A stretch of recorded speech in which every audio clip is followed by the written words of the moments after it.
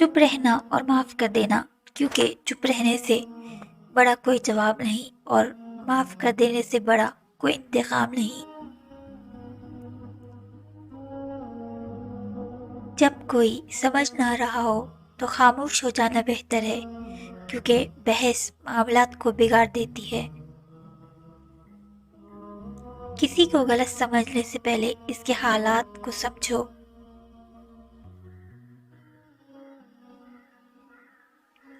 اچھے دنوں کے لیے برے دنوں میں محنت کرنا پڑتا ہے۔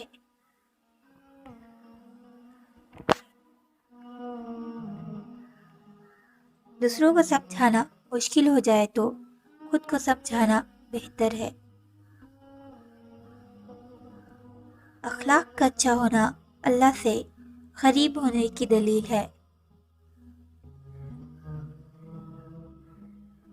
یہاں محفوظ تہمت سے نہ مریم تھی نہ یوسف تھے۔